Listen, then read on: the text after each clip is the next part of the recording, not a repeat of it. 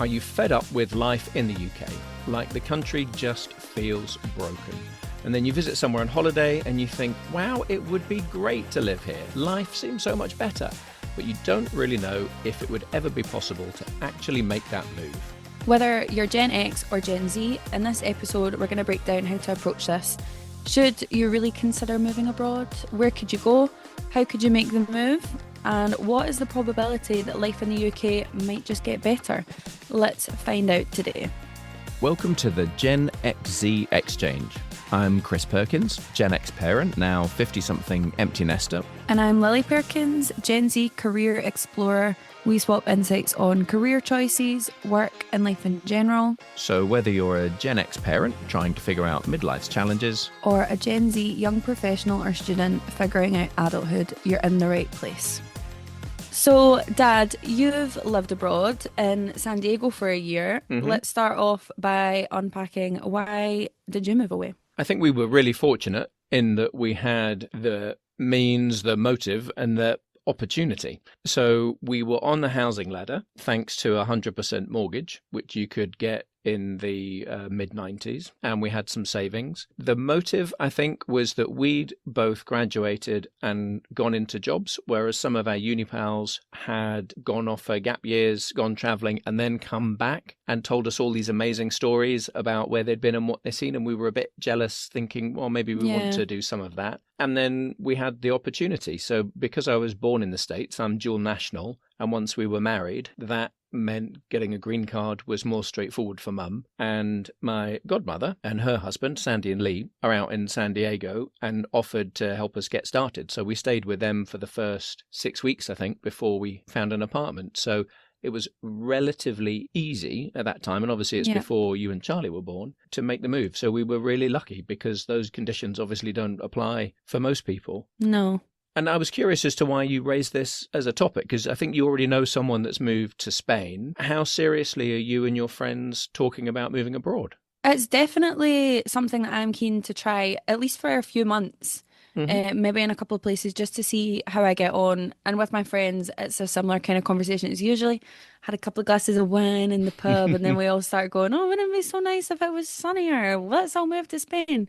We also have a joke. There's this thing, it was on TikTok. It was like this, we call it like the Chinese 7-lady mansion or something, 10-lady mansion, because it was this video of these 10 Chinese ladies that bought a mansion and all just lived together. So we were like, let's buy a mansion and all be like the Chinese ladies. So it gets discussed usually when alcohol's involved, but then sometimes without as well. I think everyone gets a bit fed up of the UK and the weather and just everything going on at the minute. For me, the thought of getting a bit homesick and being further away from friends and family if something was to happen makes me a bit nervous. That's one of the main things besides all the obvious like financial and organisationally bits. But obviously you can't put your life on hold out of fear of those kinds of things happening, stuff that you have no idea if it's going to happen. And if it did, it would be out of your control. So yeah. Which is what happened to us in the States. Yeah, exactly. A family member was quite seriously ill and we came back to visit to make sure that person was okay. Yeah. And decided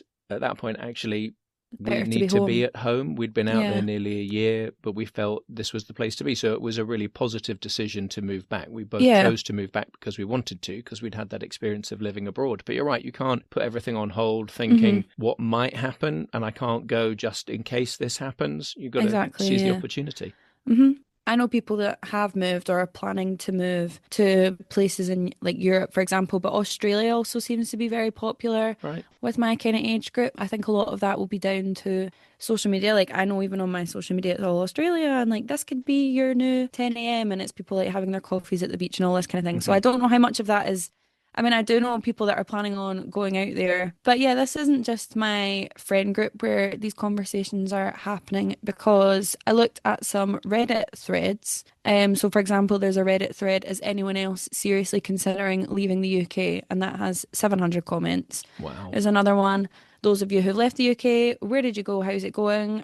That one has 550 comments. And then Brits who have left the UK to live abroad, was it worth it? How did it go?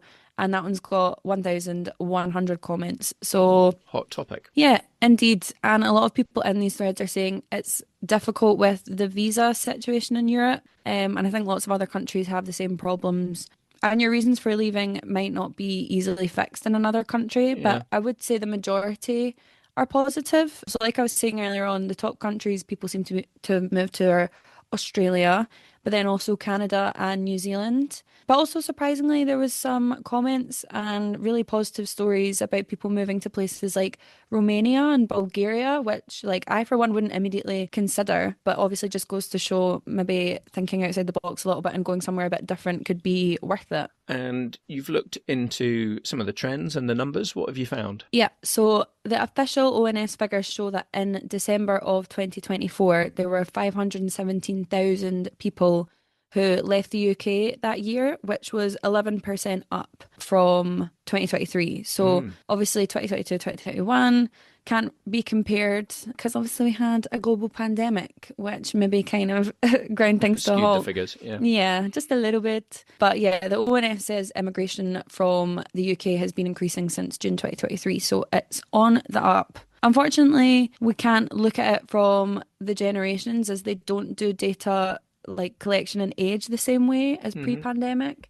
But from their general stats on migration for people coming in and out of the UK, young adults are the most migratory age group. So yeah. And what about for older generation, which I think I fall into now? So yeah, you do. Unlucky. No, sorry, not unlucky. I'm not being ageist. Good for you. Thank you. The proportion from your age group, so like 50 plus, is smaller, but there's still a consistent flow of older adults emigrating. So might be a planned move before full retirement, or at 60 plus is obviously a retirement migration. So, for you and your pals, what are the sort of things you talk about as to why you're thinking of leaving? Okay, everyone get a chair, everyone sit down and get comfy because this probably is going to be a really, really long list. Okay. Starting with, I would say, probably the most obvious for my generation, for every generation, but for us, the cost of living crisis. Everyone's feeling pretty hopeless about future prospects, about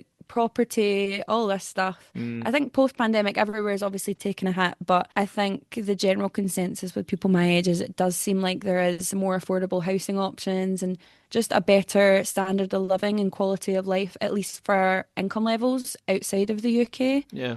Like in the UK, pretty low wages, limited opportunities, especially for like my pals that have graduated and are now trying to get grad jobs, like these quote unquote entry level roles, which don't actually seem very entry level at all. It's leaving a lot of people feeling pretty dissatisfied. So I think people wanting to earn more and advance faster, or even if they're not getting better pay necessarily, I think being able to have a better quality of life for the money that you are making is good. Hmm. I wouldn't mind being in a lower paying position if it meant, after work I could go and unwind at the beach or like have my 2 hour lunch break and have a nice sit down and a rest halfway through the day, stuff like that. I think I would take a hit with my wages for. I can see how that kind of lifestyle would suit you. Yeah, Yeah, true. I've been fortunate enough to be quite well traveled, and I think people do want to travel and have some adventures, especially like we're saying, like post-pandemic, people want to see new cultures and explore the world while they can when they don't have Hmm. any existing commitments with kids and whatnot. And then, so similar to what I was saying before, being able to prioritize your well-being, physical and mental, having a better work-life balance. I think a lot of cultures kind of value this more than the UK seems to. Like what I was saying about, especially in like hot countries, being able to get a siesta and having like Hmm. a 2 hour lunch break, even wee things like that do make such a difference. And then, yeah, as well as all these, we've got obviously the UK's current political climate, all the social issues we're facing at the moment. I think people are wanting to move to places that are maybe more progressive or at least stable a little bit. I mean, a lot of places could probably be more stable than the UK just now, to be honest. Yeah, but you could be unstable in a nicer climate. Exactly. I think we have more of a kind of global outlook, and it seems like now's the time to do it. Like I was saying, no commitments, no responsibilities for most of us. And we're able to access so much of the world now through the internet and our phones. Hmm. I feel like every single time I'll go onto TikTok, for example, it's just like, here's this really cool place that you could be, and here's me living somewhere nicer than the UK. Hmm. It's kind of being propelled by social media that we really want to go out and see things and experience things for real in real life. Yeah, you're probably seeing a lot of people who look like you, maybe from similar backgrounds, but are living in other countries, and you think, well, if they can do it, why can't I? Exactly. Yeah. But there will also be some downsides, right? Lots of reasons that you would go, but some Yes. downsides in terms of what you would then miss out on. Yeah, like I was saying earlier on, and I feel like this would be the thing that would probably affect me the most, would be possibly feeling quite lonely and homesick. I think that would apply to a lot of people. And then another one that would probably apply to a lot of people is the financial barriers, because obviously you need money to make the move, and then actually being able to afford accommodation until you can get a job if you don't already Hmm. have something set up. Language barriers as well. I would definitely need to like brush up on my Spanish if I was planning on moving anywhere. Especially, I think it's kind of rude to rock up somewhere and expect everyone to accommodate you. So that I think intimidates people a bit too, as well as Yeah. making new friends and trying to put roots down. If you don't know anyone where you're going or don't have like a network you can tap into, I feel like that would be quite intimidating and would Hmm. hold people back quite a bit. And just like overall uncertainty. So the unknown aspects of a new country, whether, it's your job searching, your daily life, like I was saying about making friends, that can all be a source of anxiety that would maybe inhibit people from making that big jump. And then also I think what you were saying about the visas, so navigating immigration processes can be super daunting. One of my friends has just had experience doing that because she was going off to America for the summer, and that sounded like a right headache. Mm. So if you don't have experience of that already or some kind of support, that can be pretty intimidating too. But what about for you, Dad? If we've just taken all those things into consideration, how realistic would a move be for you? Yeah, it was interesting you talking about those downsides because it brought a lot back about when we first moved out to the States. And although we were staying with my godmother and her husband, we were really homesick after a couple of Yeah. weeks. After it had gone beyond like feeling like a holiday, Yeah. really homesick. And Especially for the States, because you are so far away and you're in a different time zone. absolutely, even though, they speak the same language Yeah. and we'd been out there for a couple of holidays, so we kind of knew the basics, but we Hmm. didn't have friends out there, certainly nothing like the friends we had back here. There was a lot of No. uncertainty. We had enough money to get us through the first 4 months. And we knew that if we didn't have jobs by then, we'd have to come home. So Yeah. that really focuses the mind. So, yeah, I can relate to all of those. I think now, if we were considering it, given that we are maybe 5 to 10 years out from retiring, we're fortunate in that we're more established and there might be opportunities to transfer abroad with current employer. That's an option when you've got some experience behind you. And some countries are now offering these digital nomad visas that make immigration Yeah. much more straightforward if you can show you have an income coming in. I think the quality of life and more affordable housing in a lot of countries really appeals. But then healthcare is a really important consideration. It has to be as you get older. The NHS is great Hmm. when it works. But in the States, for example, our health insurance was basically like another mortgage payment, and you have Yeah. to budget for that if there isn't national health provision. I know we're so lucky that we actually have that, but also it's like what you do think what would I do without it? That's a big kind of daunting thing to consider. Yeah, definitely, because you've got to have those kind of protections in Yeah. place, in case you get In case ill you or need get in it. an Yeah. accident or something. Yeah, yeah, yeah. I think for people who are more established, kind of mid-career, there's maybe an opportunity to take equity out of a property if you've been fortunate enough to kind of own a home. You can top up your pension and you could be paying lower taxes abroad, so that's attractive. Being empty nesters, Mum and I could enjoy some new experiences and adventures, and that would actually create a base abroad, which would probably be very attractive to you and Charlie It for would. holidays if we were somewhere. Yeah. Yeah. A little holiday home. Hmm. Don't mind if I do. So yeah, there is a lot going on politically all around the world. So, UK politics and the country in general feels like it's in a bit of a mess, but Hmm. can you leave all of that behind and maybe just moving to another situation that is tricky somewhere else? So I think you'd have Yeah. to think Grass is carefully always about that. greener, isn't it? That's the tricky thing. That's what it feels like, yeah, but you need to be really thoughtful in terms of where you might go. Yeah. So the same downsides apply, I think, for us if we were to consider a move. Leaving friends and family, really long established networks, having to figure out what you can do next when you've maybe had quite a clearly defined career in the UK. There's the financial cost of moving. That's certainly not cheap. Yeah. and adapting to a new culture. Mum and I don't speak any other languages, so that would be a barrier. Mm-hmm. So you've just got to get outside the comfort zone. So, yeah, it's a difficult equation I think you need to balance. It's a headache is what it is. It is indeed. Yeah, I did do something that was quite interesting with all of this information we'd been chatting over back and forth. I fed it all into Gemini and asked for a shortlist of the most attractive countries for British citizens. Do you want to know what it said? Yes. Canada, Yeah. Australia, New Zealand, and Ireland. Oh, wow. Go Ireland. Mm-hmm. Maybe it read the Reddit threads I was talking about. Maybe it did. Or maybe it overheard my conversations with It's my listening to girls you. in the bar. Yeah. It determined all of that based on ease of entry, cost of living, expat lifestyle, and employment prospects. Now, obviously, those are all English-speaking countries. Canada, Australia, and New Zealand are all part of the Commonwealth. So there's a lot of similarities there culturally, like the education system, for example, if you were moving with school-aged children. Mm-hmm. But I thought Ireland was an interesting one because it's not that far away. So it's easy to come back to the UK for visits or for people to come out.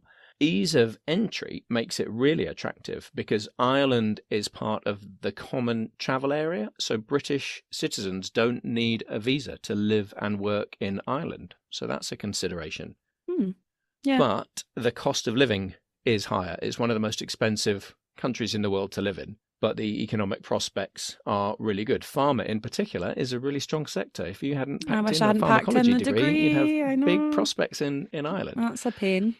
A lot of international companies have their European headquarters in Ireland. So, yeah, healthy economy by the sounds of it. That's kind of, I wouldn't have thought about that because, yeah, I feel like the cost of living stuff is all I've heard about. But I guess from like the work standpoint, what you're saying about the international companies and things like that, that's quite good news. It is, yeah. But then I asked about European countries and it recommended Portugal, Spain, and Poland. Oh, you were just in Poland, didn't you? We were in Krakow, had a fabulous time, and we've had a couple of fab holidays in Portugal and Spain. Obviously, they're big holiday destinations for Brits. They have big which is an issue in itself because they yes. honestly don't want us there. So that's another thing to consider. Yeah, you've got to factor that in.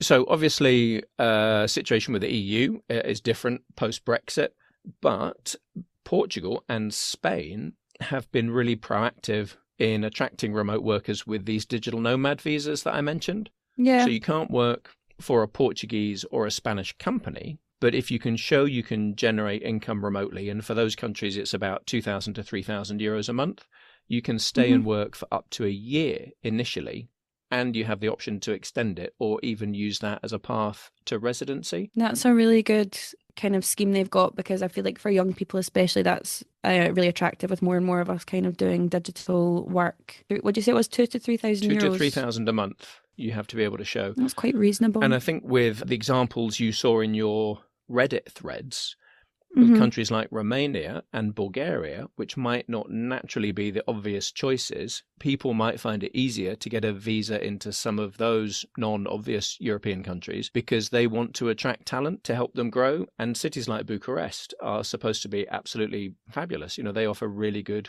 quality of life. Yeah. So it's like a mutually beneficial situation. Absolutely. For everyone involved. Yeah, they are actively trying to attract people to help boost their economy.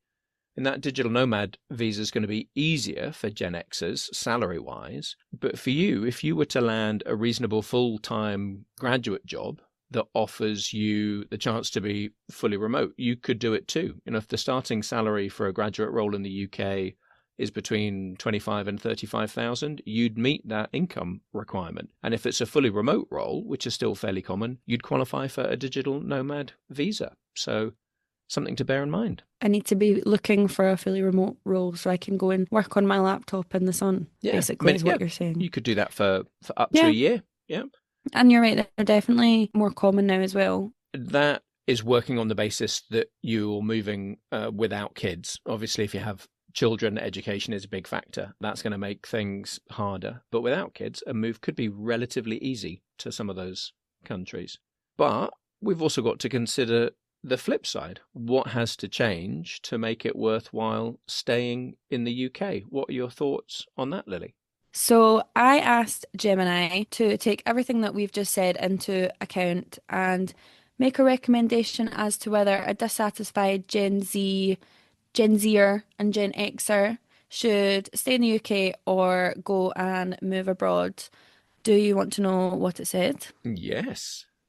So, the recommendation for Gen Z is to, drum roll please, go.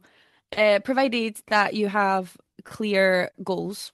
And Hmm. then, so taking a little quote from Gemini, it said, the key to success is thorough research and clear objectives. Don't just leave for the sake of it. Identify why you're dissatisfied, what you're seeking, and which country best aligns with those goals. Hmm. So Very kind of sensible. kind of expected, yeah, be sensible, do your research. Don't just get a one-way ticket for wherever was cheapest on Ryanair. And then for Gen X, I specified empty nesters rather than families with children because that's a whole different ball game. But Yeah. the recommendation is to, drumroll please, go Woohoo. again with careful planning again. And the reasoning behind this one is that with the current climate of dissatisfaction in the UK and the increasing ease of remote work and the existence of specific immigration pathways for skilled workers and those with passive income, immigration is a highly viable and potentially rewarding option for Gen X empty nesters. Oh, well, thank you, Boom. Gemini. I will have to give that some serious consideration. Consideration, yeah. So obviously it said go for both generations. The go recommendation was strong. So there you go, yeah, make of that what you will. Hmm. But obviously as a big decision, no one's going to make it simply because AI told you to do so. Wouldn't recommend that. But we asked what would have to change to make it switch to a stay recommendation and what the probability was that that change would happen in the next 5 years. So it said that there would need to be action on all of the points we mentioned. And would you like to know what its overall conclusion was? Yeah, I think I can guess, but go for it. Yeah, so the probability of sufficient positive change across all critical areas to decisively shift my recommendation to stay for a broad segment of dissatisfied Gen X and Gen Z within the next 5 years is low. And it was estimated 15 to 30%. Man, that is grim. Yeah. We have either got to hold our nerve and hope that things get better, or seriously think about the options to move. Yeah, and it's a tricky one because it's like hold your nerve for what, 15, max 30% maybe chance. Yeah. So not great. And when we looked at where we might see most action, I think you said the area, the greatest probability of changing for the better was economic growth and a more vibrant job market, Hmm. which it thinks is 40 to 55% likely. So that's somewhat encouraging. Yeah, that's good. But the area with the lowest probability of changing sufficiently are affordable housing at 10 to 20%, and that sense of national optimism at 15 to 30%. That is so typically British. Yeah. What is the likelihood that you'll get more optimistic? Yeah, pretty low. I'm pretty pessimistic about that. Yeah. It is indeed. Yeah. So yeah, you can see why for young people, I think with the housing situation especially, everyone is packing their bags. So all things considered, what do you think you'll do over the next few years, Lily? So obviously, I've got to finish school. I got to go to school. I got to finish school. And then me and Peter, who is my boyfriend, we should be graduating the same year if everything goes to plan. Please, Yeah. everything go to plan. And we have discussed definitely wanting to do some traveling once we're both done. So kind of taking some time off and going wherever we can while we don't have any major commitments. But then further down the line, when we're thinking about getting a bit more serious with jobs and our futures, all that good stuff, we would maybe look into moving somewhere like Portugal or Spain, Hmm. at least for like a wee bit, just to kind of try it out. Because we've both been to both those places a few times and just loved the vibe, loved the people, obviously the weather, but obviously holidaying somewhere versus actually living there and putting some roots down are two very different experiences. So we'd have to see how we get on. But I would be really keen to give it a bash. I would just hate to look back on my life when I'm a wee old lady and regret not at least just trying it out. I would just want to give it a go, and then the worst thing would be that we come home because we didn't like it, and that's fine. But yeah, I would definitely want to give it a go. But what about you and mum? What do you think? Retirement, little holiday home somewhere? Well, maybe, but it's interesting what you were saying about your thinking at the moment, because that's Mm, pretty much exactly what Mum and I thought yeah. when we moved, and we were 29 at the time, so a Hmm. little bit older than you and Peter. But, AI said move, but with clear objectives and do your research. Yep. And we went out there thinking, let's see what happens. We've heard Yep. all these stories from our friends who've been traveling, and we'd really regret not doing it, given that we had the opportunity. And it was Exactly. relatively Yeah. easy for us to go to the States and see what happens. And we lived there for a year, had a fabulous time, but then chose to move back and have Yeah. built a life for ourselves here ever since. I'm pretty go with the flow, so I feel like I kind of just want to go wherever I feel called to, see how I get on, and then kind of similarly to you and mum, I feel like you would kind of just know if you needed to come back, if you would feel called home. So I feel like I would listen out for the cues, for the calls, and then I'm just gonna, if I can get myself organized, I'm planning on just going where the wind takes me. That is always a challenge, you I getting know. yourself organized. So we'll see how that Yeah. goes. Sorry, I was asking you about you and mum. Yes. Yeah. But I think it's interesting you say like Spain or Portugal are possibilities. So you're not talking about Australia, which is literally the other side of the world. Hello, have you seen the spiders? I would also consider the States as well, Hmm. but I'm waiting for a certain someone's presidency to be over. Okay. Yeah, Fair enough. Yeah. So when yeah. we talk about instability and uncertainty, there'll be a lot of that for I the don't next want to couple of run years. from one unstable, uncertain place to another just Good yet. thinking. Yeah, I Yeah. think for Mum and I, as you say, with the so many more options to work remotely, the Hmm. possibility of perhaps living abroad for 2 or 3 months of the year Yeah. is kind of interesting. We've done a few house swaps Hmm. on holiday up to now, and there's no reason that we couldn't exchange houses with someone for a longer period, Yeah, that'd be really cool. and do it that way. So even, for the winter, perhaps go to somewhere warmer and sunnier. That's ideal. Probably not move permanently No. for all the reasons we've talked about, the friends, family, the networks, and we do like the quality of life we have here generally. There are some things about the kind of public realm we'd like to improve, but Yeah, we can live with that because it's offset by the the good people we stuff. have round about us. Yeah. But yeah, an extended period abroad somewhere like Spain or Portugal. Poland we really loved when we were in Krakow, Hmm. so we would consider all of those I things. think Yeah. anywhere you could avoid the Scottish winter and then come back when it hopefully is a little bit less miserable. I think that's a pretty Yeah. solid plan. Yeah. So some things to think about. So how has our chat changed what you were thinking about the likelihood of moving abroad, if at all? Or maybe it strengthened it, but what are you thinking now compared to where we started off? I think it has strengthened it. I think especially the stuff about the likelihood of things getting better here. I know I want to travel anyways. I know I want to go a bit all over the place, but in terms of actually living somewhere, like actually putting some roots down a little bit, I would be pretty keen to do it for the life experience and the quality of life and stuff. But I think, yeah, it definitely strengthened it a bit when you think about how bleak things are looking in the UK. Like you say, Mm. I would just need to get organised, which would probably be the most challenging part, and stop spending all my money on shoes and doom scrolling Vinted and actually put it away in like a little piggy bank. Yeah, start saving. I think I'd be motivated after this chat. So Cool. yeah, what about for you, Dad? What's changed for you as a result of our chat?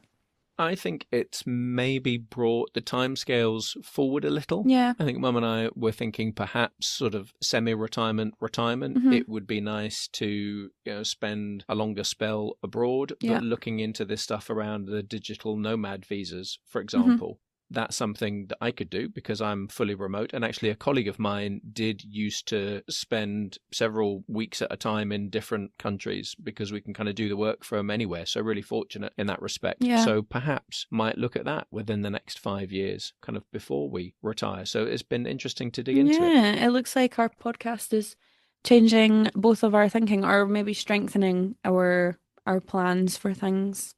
Well, I think it's giving us different Yeah. perspectives, when you look at these things and discuss them back and forth. and it's maybe changing your thinking as you've been listening to this. We hope you've enjoyed this episode. If you have, take a moment to give us a follow and then one more tap to give us a 5-star rating. That'll help others decide if the show is worth a listen. And if our conversation today has prompted any thoughts, we would love to know. So please write us a review with your feedback, and this will help us get an idea of what's working from these first few episodes and help us get a better idea of what we're doing going forward. And we actually have a cool new feature set up where you can speak to us. So if you want to send us a message, your thoughts on the show, an idea for a topic or a suggestion for a guest, you can use a thing we've set up called SpeakPipe. The link is in the show notes. Just click and record your voice message and send it down the pipe. And who knows, you might hear yourself on the show in a future episode. That's so cool. It's like a radio shout out. I used to love those. You can follow us both on LinkedIn. Links to those will be in the show notes. And for our next episode, we have a special guest. Woo. We're going to be talking all things LinkedIn with Sarah Burgess, a bona fide LinkedIn guru who works with both young people and mid-career professionals, helping them get the most out of LinkedIn. So whether you're starting from scratch or you need to update a profile that you've had for a while, have a listen out for that. But for now, thanks for listening to this episode of the Gen XZ Exchange.